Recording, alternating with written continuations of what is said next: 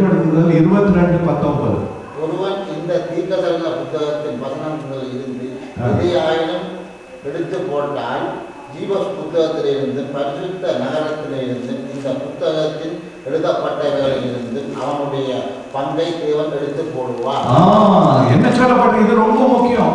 நம்ம போற many churches நீங்க பாத்தீங்கன்னா வெளிப்படுத்துகிற புத்தகத்தை எடுக்கவே கிடையாது. அதுல இருந்து உள்ள சொல்லப்பட்டவைகள் எல்லாம் எடுத்து போட்டுருவாங்க. இங்க என்ன சொல்லப்பட்டிருக்கிறது? ஒருவன் இந்த தீர்க்க தரிசன புஸ்தகத்தின் வசனங்களிலிருந்து எதையாயிரும் அல்லது ஒரு வார்த்தையை கூட எடுத்து போட்டான்னா அவனுடைய பெயரை நான் எங்க இருந்து எடுத்துருவேன்? ஜீவ புஸ்தகத்துல இருந்து எடுத்துருவேன். ரொம்ப கேர்ஃபுல். நீ சர்ச்சுக்கு இஷ்டம் போல எங்கேயாவது என்னத்தையா சொல்றாங்கன்னு போய் உட்கார்றாங்க. அந்த சர்ச்சில் என்ன பிரசங்கிக்கிறாங்க நீங்க அங்க போய் இருந்தீங்கன்னா பைபிள்ல ஒரு பயங்கரமான ஒரு வசனம் இருக்கு.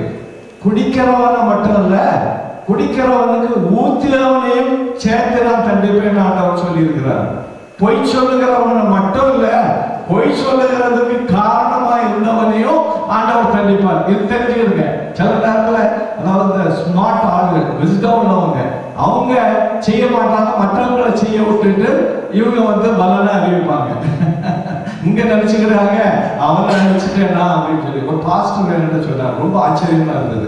ஒரு குடும்பத்தை கெடுக்கணும்னா நீங்க வேற ஒண்ணு செய்யணும், அவங்களோட யங் பிள்ளைகளை பிடிச்சி பேட் ஹேபிட்டை கொஞ்சம் பழக்கி விட்டுருங்க. வேற ஒண்ணுமே செய்யலாம். 2 நாள் ஏதாவது ஒரு பேட் ஹேபிட்டை அவங்க இது ட்ரைன் பண்ணி விட்டுட்டீங்கன்னா போதும், அந்த குடும்பம் தன்னால அடைஞ்சிடும் அப்படின்னு சொல்லி. எவ்வளவு பிசாசு கன்னிங்கா வேலை செய்யறோம் பாருங்க. We have to be alert at all times.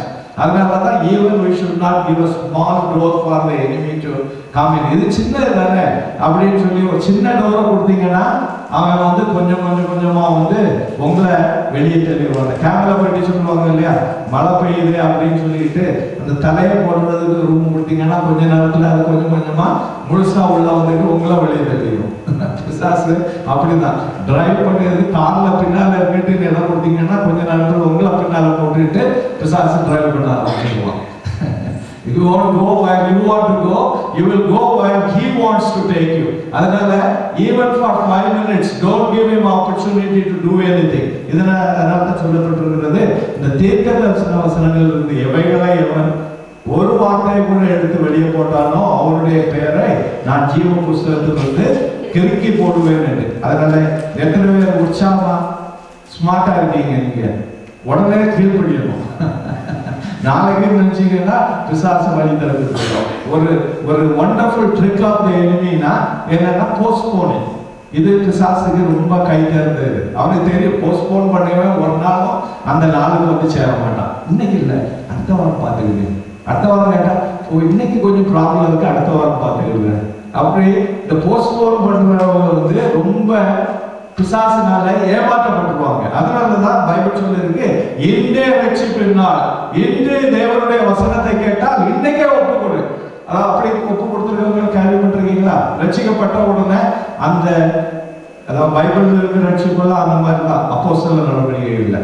ஜெயில இருந்த ஜெயிலர் அவன் அன்னைக்கு ராத்திரியிலே ஞானஸ்நானம் எடுத்தான்னு சொல்லப்பட்டிருக்கிறது. அடுத்த நாளை கூட வெயிட் பண்ணல. பாத்தீங்கன்னா பவுலுக்கு அவன் ஜெயில கிடந்து எல்லாம் அடி, எல்லா காயங்களையும் கட்டிக்கிட்டு நான் இப்போ ரட்சிக்கிறதுக்கு என்ன பண்ணணும் அப்படின்னு ராத்திரியில கேட்டு அந்த ராத்திரியிலே அவங்க குடும்பமா ஞானஸ்நானம் எடுத்துக்கொண்டார்கள் இருக்குது. அதனால கர்த்தருடைய வசனத்தை போஸ்ட்போன் பண்ணக்கூடாது. அது நமக்கு இன்றைய தேவை. அடுத்தபடியாக 2 வசனத்தை வாசிக்கலாம். லூக்கா 10வது அதிகாரம் 20வது வசனம். லூக்கா 10வது அதிகாரம் 20வது வசனம்.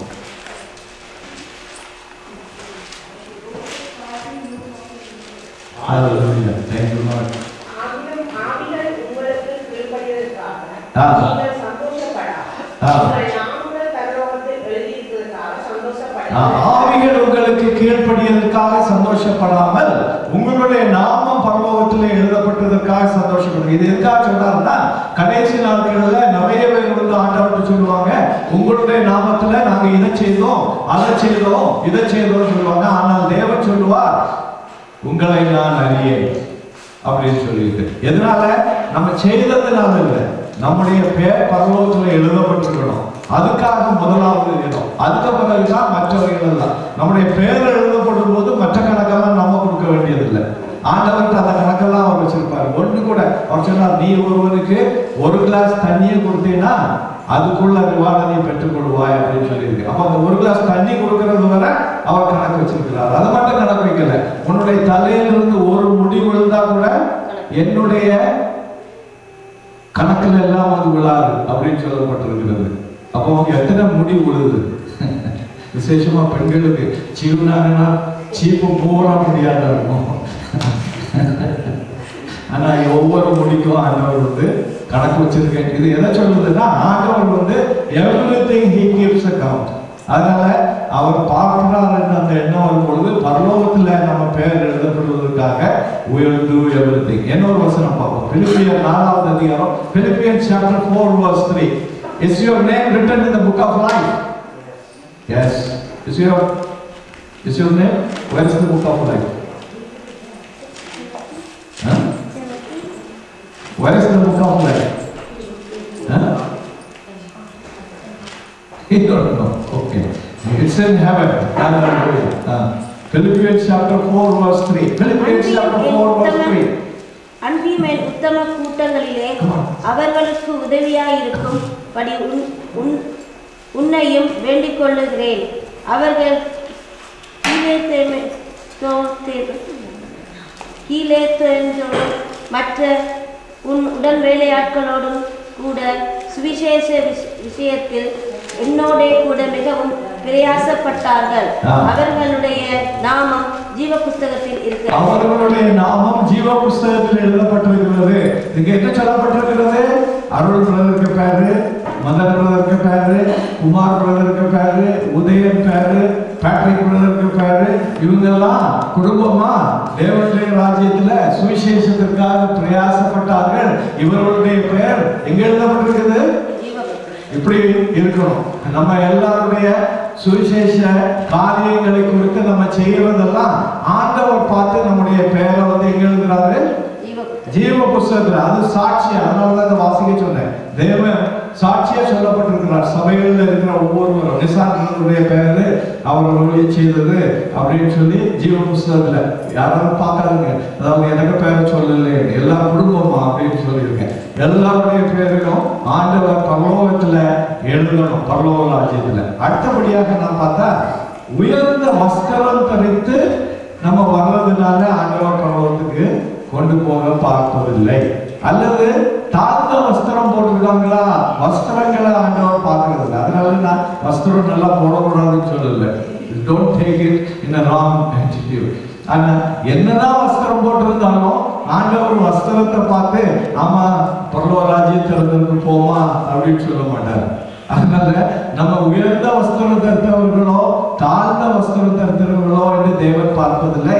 ஆனால் ரட்சிப்பின் வஸ்திரங்களை தருத்திருக்கிறோமா என்று பார்க்கிறார். Hallelujah. Listen here.